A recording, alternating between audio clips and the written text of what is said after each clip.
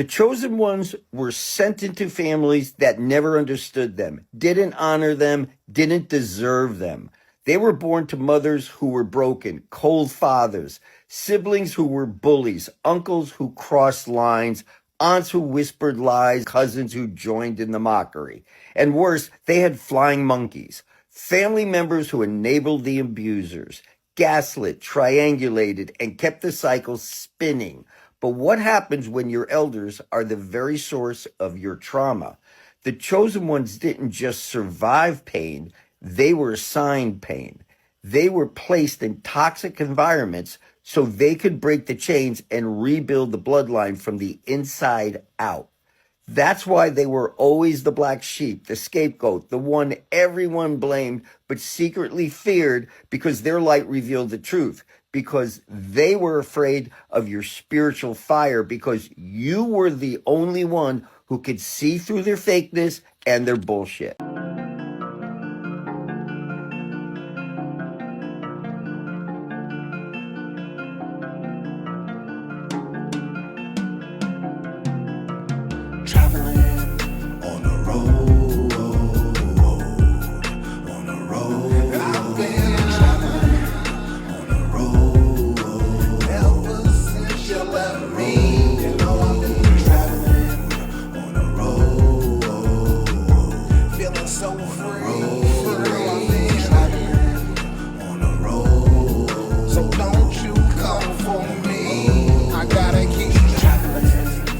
This is the story of the chosen ones. Souls born into families that could not see them, could not honor them, and could not contain them. Diamonds, pressed in the rough, tested by betrayal, sharpened by lies, and forged in the fire of generational pain. They were casted as scapegoats, but their spiritual fire revealed the truth. The chosen ones aren't here to repeat the cycle. They're here to break it. They're here to rebuild the bloodline from the inside out. They're here to show you that the very ones you fear are the ones destined to become healers. Maybe start critically thinking. Let me tell you the main reason why so many women struggle into rising into Christ consciousness. It's the mother wound. Let's talk about it. See, most women carry a wound that didn't even start with them. This wound is passed down from generation of women who had to silence their intuition, abandon their needs, and survive in systems that punish their softness. So what happens? They end up raising daughters who are hyper independent, emotionally disconnected, and afraid to receive love. Because being soft has never felt safe. But here's the trick with the matrix. It knows that when a woman is disconnected from her mother wound, she's also disconnected from her feminine power.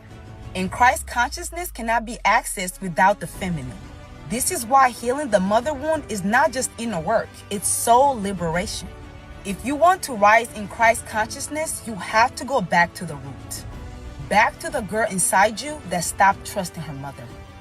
And learn how to mother yourself with presence, protection, and permission to feel again. Because when a woman feels safe in her body again, she becomes unfuckable with. If this resonates, comment blueprint and I'll send you the soul blueprint reading. This is your divine map to heal the root and rise in your divine feminine energy. As a man, for years, I've watched women I love carry pain that didn't start with them. The mother wound is real. It teaches that softness isn't safe. And that makes you strong, but I can see how it makes you it just makes you tired. Hear me. Healing that wound isn't a weakness, it's power. Like Christ consciousness flows through that. And when a woman feels safe in her body again, she becomes the root. You understand that your mouth, your voice, your words are connected to the coils in his heart, to the valves in his heart. He can't help but love you.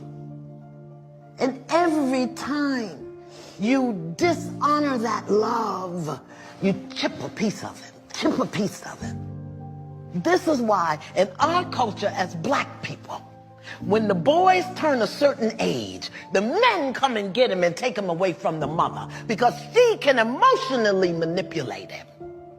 But since we don't live in our culture no more, we say what we want to say, do what we want to say. We tear our men down and then wonder why they don't make good husbands and fathers. Mothers destroy sons.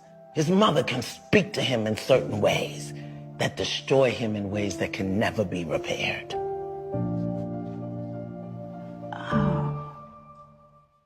What that therapist said was real. A mother's words do cut deep. When a child grows up hearing blame or dismissal or coldness, it doesn't just make them act out of school. It shapes the person they become. The mother wound doesn't just stop with them. It echoes into the child's life. Healing it is not just self-work. It's protection. It's the difference between raising a child that carries anger and sadness to becoming a mature adult that knows truth and love. Anger is the thing that people must watch out for because it is a hypnotic emotion and sets the stage for obsession and possession. So you're suggesting we could go through life without anger? I go through life without being resentful, and I learn to forgive, which means to be patient. Nobody can get to me, but I can get to everybody else. I don't believe that. I get to this joker here easy. I don't believe that. Okay, He Scott. believes in being angry. He believes in being angry, so I can upset him. Being angry. Scott, please make your point. Anger is a real emotion. Real, whatever You don't that say. is. Absolutely. Do you think it's clever? All right, Roy, may he finish, please. Yes. I want to Scott. know how you got to be so perfect, and That's you an are a insult. great manipulator. But how did you get to be so imperfect? I think that's the way it You is. see, there's two ways. You see, I'm proud of being imperfect. listen, I know you are. Everybody who's wrong is proud of his wrong. See, because you can't get out of it, you get into it deeply. That's what I pridefulness think is. people are very adept at getting out of things that aren't working for them. How do people get destroyed in this life is that there are manipulators in this world, the dark side of this society.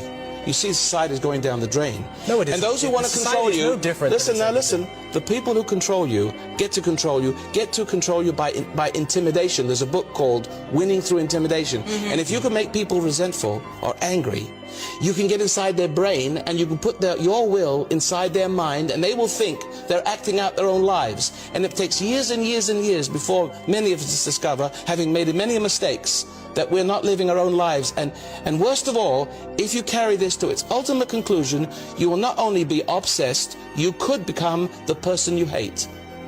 You could. Let's start a clean slate here. Let's start a clean slate, and let's let you write the scenario here. A baby's born today in Boston.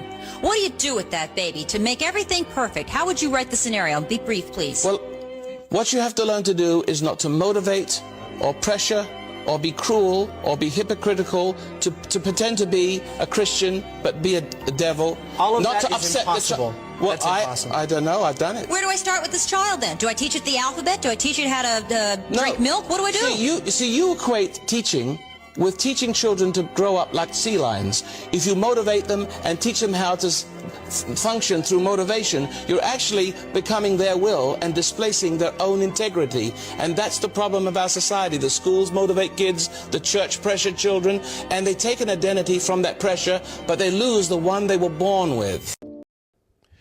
What you just heard was the truth about control, intimidation, resentment, and pressure.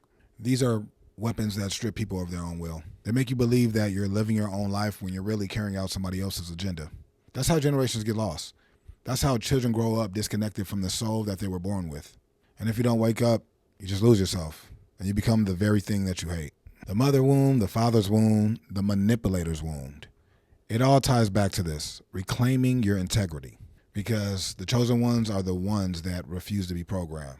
Sincerely, Sharp Witted. Get with it or get lost.